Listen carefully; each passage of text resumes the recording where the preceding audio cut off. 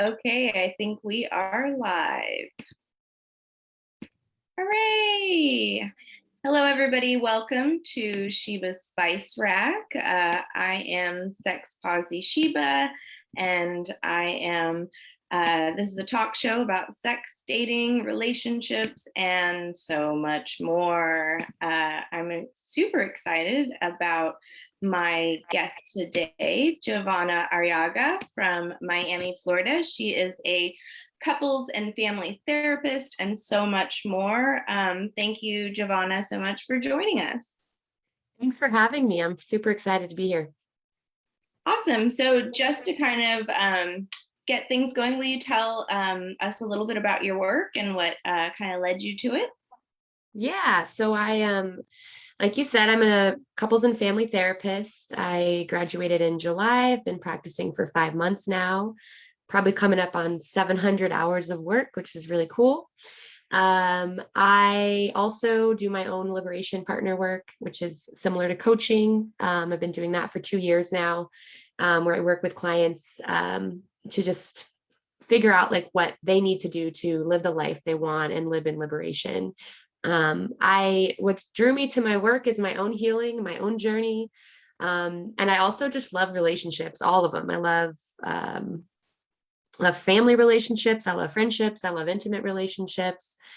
And I had struggled with it myself, developing healthy relationships and maintaining them, and was really drawn to the work to help others. So that's what brings me here.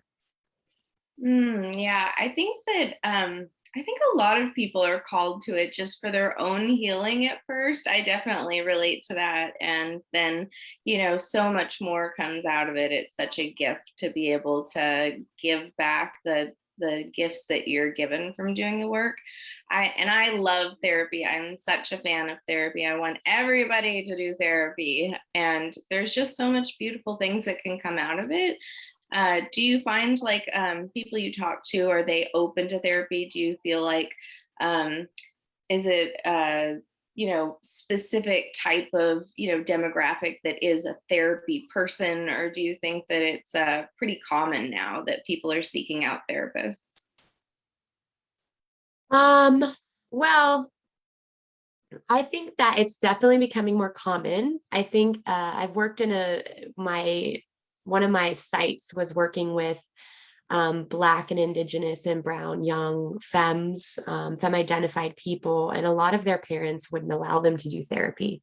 Mhm. So I think that while yes, there's a lot of people who are opening up to the possibilities and the growth and the healing that therapy can provide, I do think that there's still stigma, and I think that particularly in highly religious communities, Mhm. um, that it's still kind of a battle. And a lot of younger people, though, a lot of people under 25, 30 are really finding the value and need in therapy. A lot of my clients, I'm in private practice now, a lot of my clients are like 20 to 30, 35. And almost every single one of them are like, I'm sure my parents have XYZ, but they won't go to therapy. So I think that Yeah. like in 10 or 15 years, as the millennials become the older people, and then as Gen Z and they start growing up, we're going to see a lot more therapy out there. Yeah, I love that. I just know that growing up for me, it was something that rich people did, and it was only accessible if it was something that was already happening within your family dynamic. And we kind of had the uh, we can't afford that. And so I didn't end up getting into therapy until like my college years, when it was something that was available at the college that I was going to. They like gave you like 5 sessions for free. And I was like, oh my God, this is amazing. Like I've needed to talk to somebody for so long. And so I think it's a matter of resource, and also just knowing that that's some place that you can go to. Like I know there was this really amazing by donation therapy in Oakland. I'm from the East Bay, San Francisco Bay Area originally, and there was this really amazing clinic that you could see on a sliding scale. And so a lot of people don't know that there are resources available if you do want to see therapy. It's not just for people who have money. There's like so many programs out there that you can talk to somebody if you need to. And I'm sure you could probably share or drop in the comments later for people. Yeah, definitely. Two that come to mind immediately are Open Path Collective. They've really kind of become very popular in the last year. I've gotten a lot of my clients to them, and they're a really great resource. And like you said, I'll drop them later. And then there's another one I just found out about called RAD, Rise Above the Disorder, and they actually full scholarship pay for people's therapy, and it's really Ooh, cool. It's actually like kind of nerdy and cool too. It's part of like yeah. they do like gaming, like live streams to Ooh. fundraise for them. So it came out of like a gaming community, which when I learned the history of it, I was like, this is so cool. But you can apply and they'll pay for all your therapy if you get qualified. That's awesome. Yeah, and I did talk therapy, or what's it called? TeleTalk. Have you heard of Mm-hmm. TeleTalk? I don't know. Yeah, No, I haven't. it's an app that you can download on your phone that you can basically have a therapist just send you a little video on your phone, like a video chat, and you can have a therapy session right there, wherever you are. So there's so many resources now. I just want to start that out, just pro therapy party. And so like for me, like since I didn't really grow up in a therapy, I wouldn't say that it wasn't therapy friendly. It's just it wasn't a therapy active environment. And so I, of course, looking back, I'm like, I wish my whole family was in therapy. I wish we were all in therapy together. And so, like, how does one reach out about like family therapy sessions? Like, is it usually someone that kind of reaches out for the whole family, or what kind of things are families bringing into your practice? So family therapy is usually, honestly, most of the cases I've gotten are from the parents dealing with their kids. Like we need to do family therapy for that reason, or there's a court ordered, like something happened, the foster care system or something, and people are required to go to therapy. There's a lot of that. I think that family therapy is not as popular as I wish it was. I think couples therapy and individual therapy is definitely a lot more popular.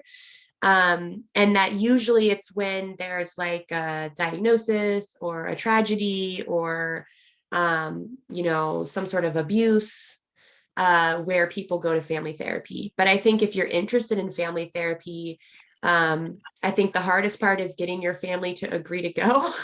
Yeah. Like, to be honest. The other part is like for me, I've wanted to go to family therapy with my family, and one of my family members lives in Denver, one lives, and there's clinical, like legal boundaries or barriers because I can't I'm only licensed to practice in Florida, Right. so I can't do Yeah. family therapy if one of the family members is in Colorado. So there are other barriers too. Even though we can do teletherapy, if you're not licensed correctly, you won't be able to see the therapist. And so I think there's like getting people in the same room, like getting people to agree. Yeah. But really, if that's what you want to do, like just reach out to a therapist, get the finances figured out, and then just work with your family to get them going. Yeah, I think that's so beautiful. Just there is someone that can hold space for family dynamics and change like patterns, generational patterns together, like through group therapy. And so couples therapy, that's something that I think is a lot more common. Maybe people hear about or know, like, when there's some sort of conflict happening within a relationship, like almost as a maybe a last resort, or like something ain't working, like let's go to couples therapy, and then independent personal therapy where you're just kind of working on yourself. But the theme of today's episode is about trauma, which I think is something that I found was really interesting. You posted on your Facebook, and I was like, ooh, I would love to have Javonna on the show and talk about this, is because I think that for me, I think they're like trauma is something that everybody is it is struggling with in some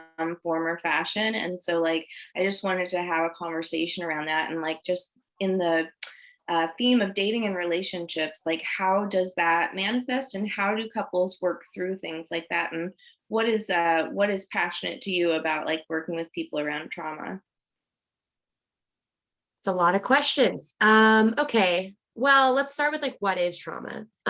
So trauma is different for everyone, right? Like we all experience trauma different. We all something that may be traumatic to you, it may not be traumatic to me.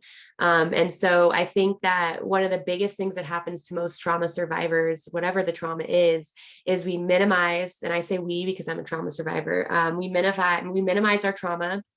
It's not as bad as XYZ, or it wasn't like this, or, and there's so many things that could be traumatic. Moving as a child could have been traumatic, like car accidents, that's traumatic.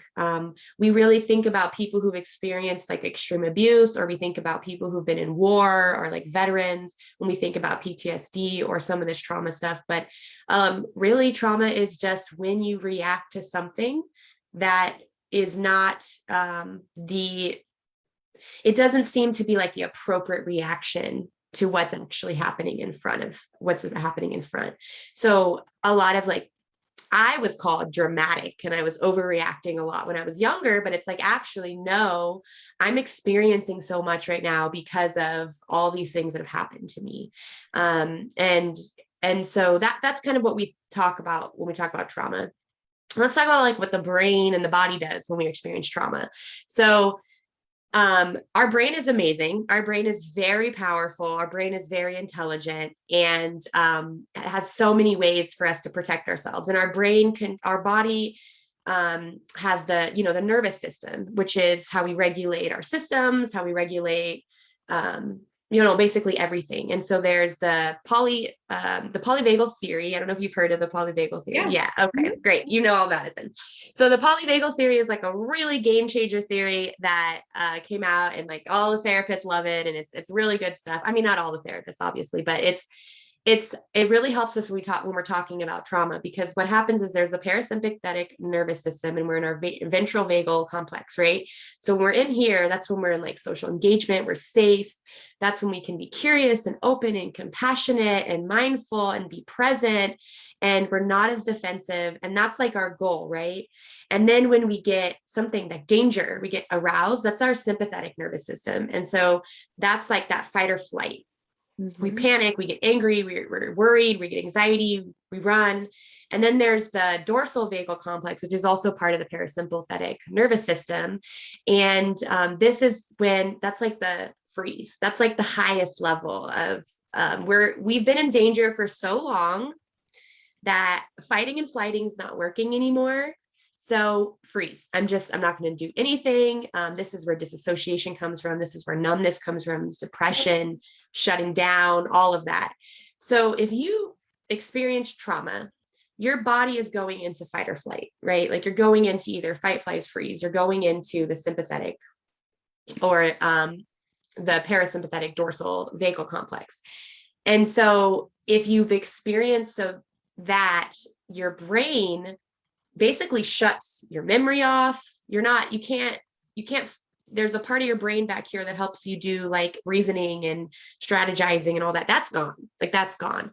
And if you've had, extended exposure to this, for people who've had like, childhood abuse or, war veterans or something, your brain is constantly in that fight, flight, freeze state.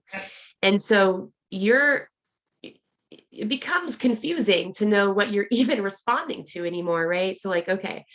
But if it's something like a car accident or, I don't know, a fire, something that was like an event, there's things that your brain associates with that event: smells, tastes, sounds, people, whatever.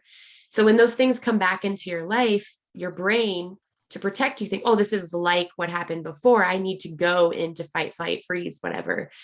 And so there's so many layers of the trauma and how it can affect. But basically what's happening is your brain senses something that reminds it of something that was too horrible, was very dangerous, and needed to be protecting. Brain's like, okay, protecting mode.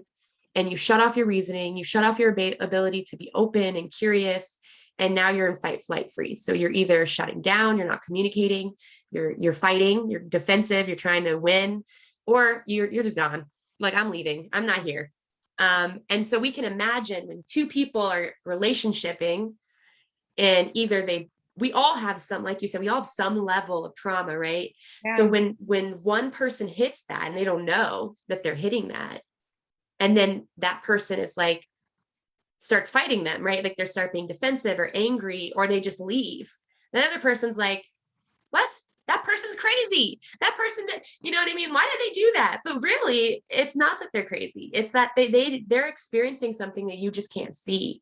And so it makes relationships very hard, especially if you have severe, it's not in the DSM yet, but there's a lot of talk of a diagnosis called complex PTSD, which is usually derived from trauma exposure through abuse as a child while your brain is developing for prolonged periods. And so a lot of people with these, these diagnoses struggle with relationship because people aren't able to connect with them. They don't understand their reactions. They don't understand, they feel like they're always fighting these people, like they feel like they're have to walk on eggshells, stuff like that, where really it's just, as a society, if we can make space and room for people who have experienced these harms and these traumas and all of these things, then we can learn to relationship better. We can learn to, if someone's reacting strongly, it's not that they're crazy. Something's going on inside them. Something's happening, and we should care for them, not judge them and tell them that they should be reacting a different way, So I don't know if I answered your question, No, but you I gave a lot of did. info. Oh, you totally did. And it's like, I feel like it's good, like, to say, to identify yourself as like how you did. Like, I also am a trauma survivor. And like, for me, it was something to go through in therapy and to have like an understanding of what was coming up in my body, because trauma can manifest in so many ways.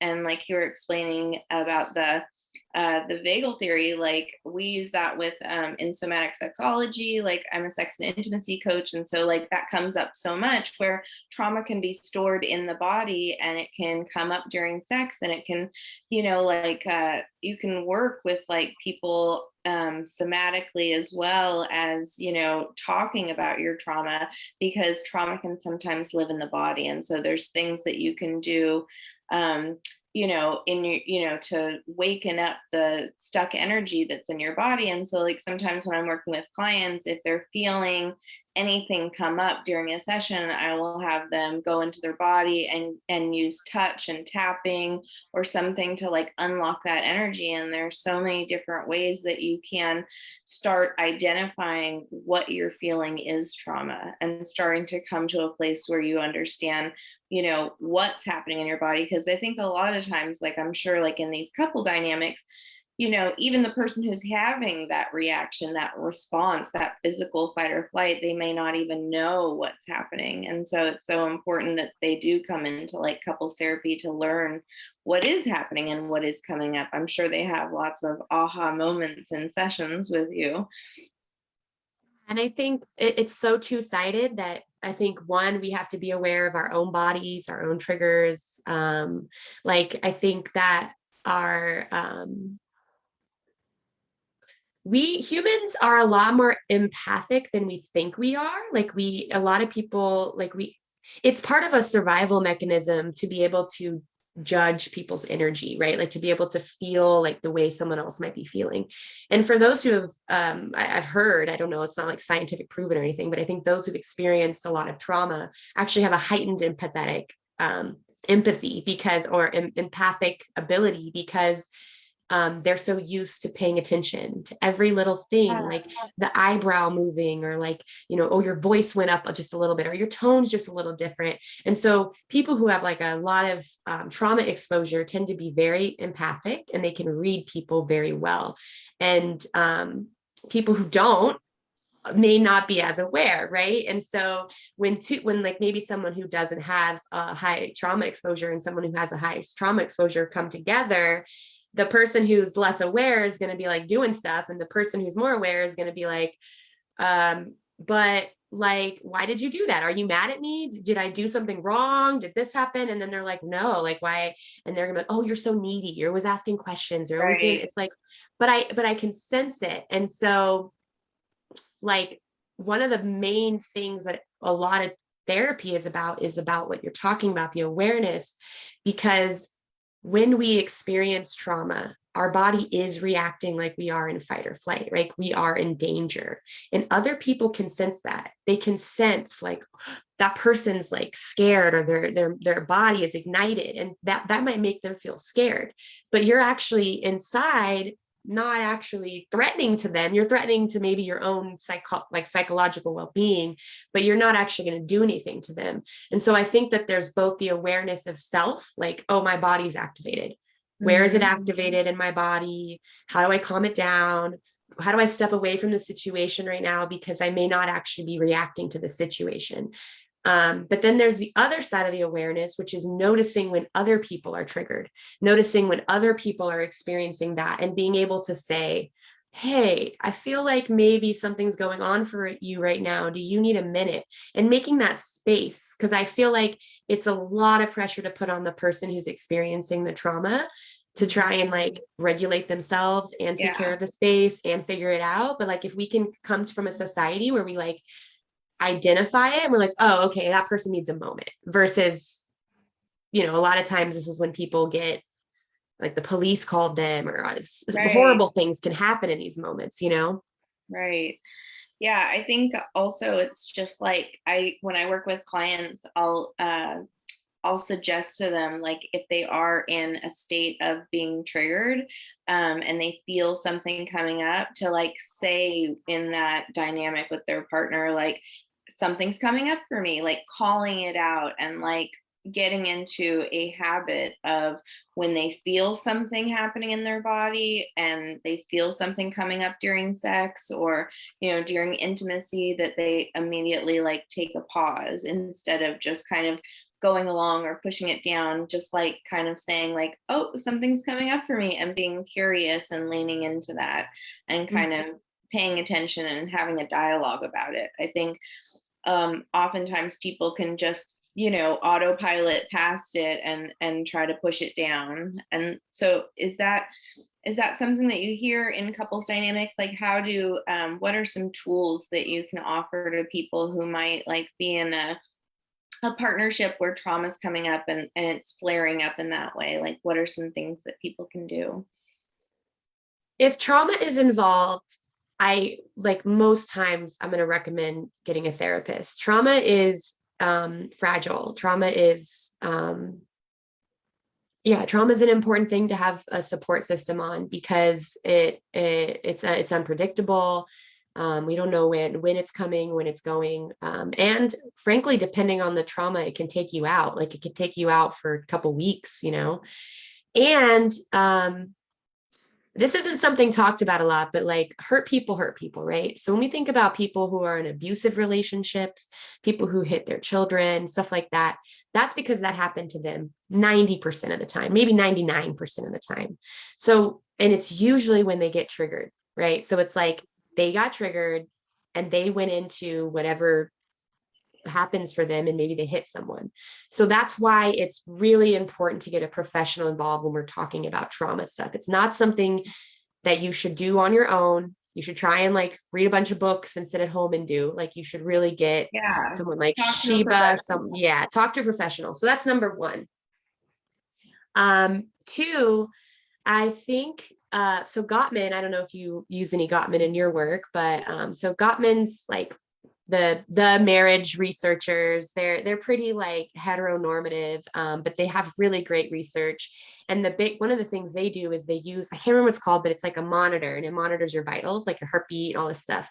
And Okay. they actually allow couples to get to the point of like their heartbeat raising and doing all this, and then they make them stop. And they, in therapy, they actually teach them like, okay, look at your heart rate's raising. You need to stop. You need to stop conflicting right now. You need to walk away and come back. So I think being able to have that awareness in your body, like, oh, my mouth's getting dry, my Yeah. heart's going up, my palms are sweaty. Okay, maybe this isn't the best time to have this conversation. Like maybe we need to post this.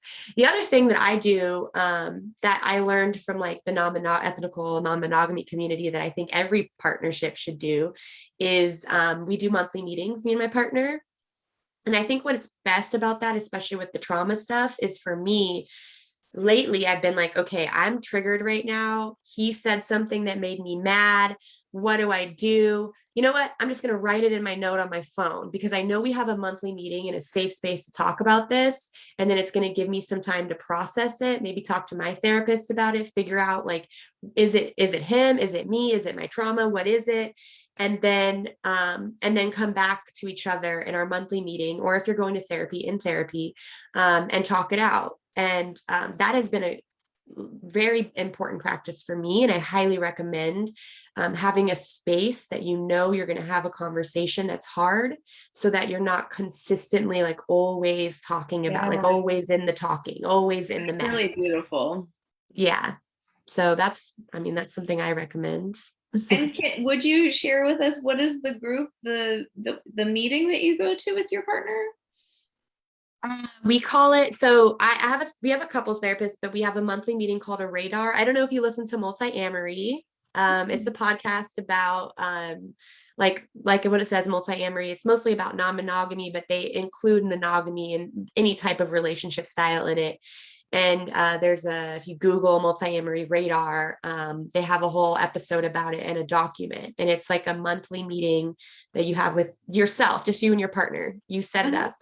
And there's a form and you go through it. It goes through. Oh, I love that. Yeah, it's really useful. I have one tomorrow with my partner, and they recommend doing it if you have multiple partners, doing it with all your partners. Like if, and depending on the partnership, you might need to do it like once a quarter, once every 2 weeks. It's totally flexible, but I highly recommend it for any type of relationship, not just monogamy or non-monogamy, but like I think monogamous couples could get a lot from having a meeting like that too. And what kind of things like come out of it? You don't have to share your personal, relationship. I'm totally all about like, having some form of anonymity with your personal life. But with these kind of meetings, like, does it hold like space to talk about like conflicts that happen like during the week, or like things that are like big decisions that are coming up? Like, how does that work into the dynamics of a partnership and be helpful, like as a resource? Yeah, so you go through like family, other partners, dreams, conflicts. Like there's like a whole list that they give you outlined in that particular one. You could use it and make your own.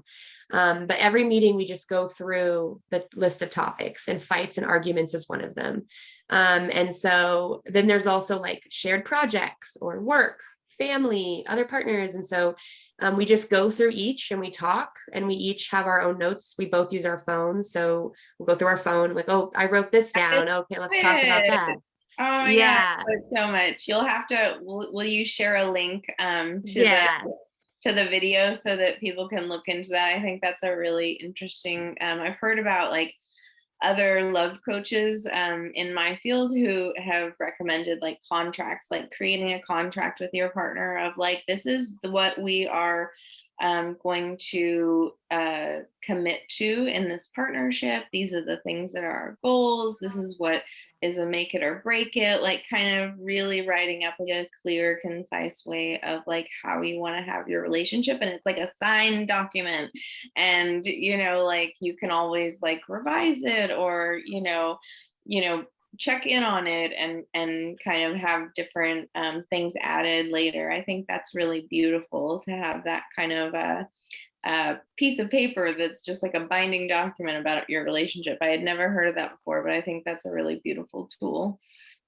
Yeah, and I think what you're saying, even if you don't do a contract, like identifying your own needs and boundaries before you enter any relationship is really important. And then when it comes to like trauma, like what we know, at least what I believe, and what some researchers have proven or have tried to prove through their research, is that a lot of human needs, like our conflicts, break down to unmet needs, right? Like that you expected something, you thought you had an agreement on something, or you have an unspoken need you haven't spoken about. And I think that for trauma survivors, our needs, a lot of us, our needs have been told don't exist. They're not allowed to have, we're not allowed to have needs, whether for whatever it happened, right?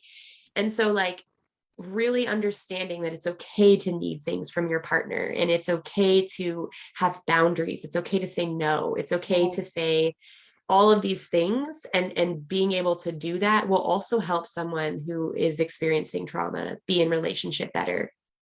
Yeah, that's definitely something that I just did a workshop with Good Vibrations. I do called Getting the Kinks Out, and it's kind of from a kink education perspective, but that's something that is a really beautiful gift of that type of play, is that you get to really call out what are my boundaries, what are my limits. And like I think that that can be really beneficial to people in in relationships of all kinds, is knowing this is how far I'm willing to go doing this, and this is what my expectations are, and this is okay and this is not, and like creating some dialogue to where people know what each other's limits are. I think it's always beautiful to have boundaries. And what a wonderful topic to have today. I think that a lot of people might not even know what they're feeling is trauma. So if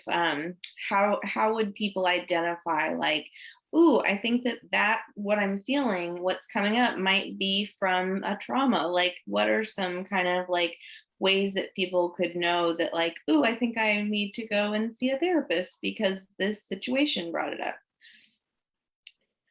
Like I said earlier, the best way is if you're responding to something in a way that seems extreme or larger, or like you're like if someone just says hey to you and you just like respond with a scream back, Yeah. like, why'd you say hey to me like that? Like if then you might be like, oh, okay, maybe something's going on. And I think it's important, like, to note that there are certain traumas, racial traumas coming up for me right now that are ongoing, and they're not going to stop. I mean, hopefully we can stop it someday, but they're not going to stop right now. And it's really hard to heal that trauma while it's continuing to happen. And there's lots of traumas like that. And I think that like we need to understand that, some of these traumas are generational, and that it's going to take more than just therapy to heal them. Like we're kind of all obsessed with like trauma right now, and I love it. It's great. I'm glad we're all healing. And also like a lot of our traumas are systemic, and that there's only so much the therapy can do. And so, like when I think of that example I said about like if someone says hey to you and you jump, like if race is part of it, then like we just need to have more grace with each other and care. Because if that was a Black woman, like don't get mad at, like, let her have her space, because you don't know the world she lives in, and there's probably no amount of therapy that's going to help a Black woman feel safe in this world. And so like we need to have more space for people to react differently than the way we expect them to. So beautifully said. Thank you so much for sharing your time with us today. And please tell us again, you are based in Miami, but how can people find you? Do you have anything coming up? Or if people are interested in learning more about you, where can they go? Yeah, so I based in Miami. So if you want therapy, you can work with me here in Miami or in Florida. I can do telehealth anywhere in Florida. You can go to 305therapy.com. Is it psychotherapy or therapy? Let me just double check. Yeah, 305therapy.com, and you can schedule a free consultation with me if you live in Florida. I'm actually in the process of getting licensed in Washington State too. So soon to come. You can also schedule sessions with me in Washington. And then I also do, like I said, liberation partner work that's worldwide. You can go to I'm rebranding right now, but for now, you can go to JavonnaArriaga.com to get that information, or you can go to Alongside Javonna at Instagram, and you can get my contact information, and you can set up again another free consultation. The work's definitely different. Liberation partner work's more action-oriented, future-oriented. Therapy work is more healing and past, kind of like digging oriented. And then finally, I am going to be starting what I believe I'll be calling Wounded Relationshiping, which will be a course, monthly workshop, and a group. I put some feelers out, and it seems like everyone kind of has their own flavor of the way they want to engage. And I think some people need it to be private. So I'm trying to create offerings around it that are private. And then I also feel like group processing is important. So there will be a group, a monthly meeting. There will be a monthly workshop around this topic. And there will also be a work, like an 8-week meditation kind of series that'll be able to, like a course you can purchase. Amazing. I'm so excited about the work you're doing, and I really appreciate you sharing with the world the gifts that you're putting out there and having this conversation around trauma. I'll definitely get your links so that we can share them in the underneath the video. And thank you guys so much for tuning into Sheba's Spice Rack, a talk show discussing sex, relationships, dating, and more. And tune in next week. Carol Queen, one of the founders of Good Vibration, is going to be on my show, and we'll be talking about lots of delicious things. So thank you so much again, Javonna. Have a great day, and we'll definitely look forward to hearing more about your work in the future. Thank you so much. Have a great day, everyone. Bye. Bye.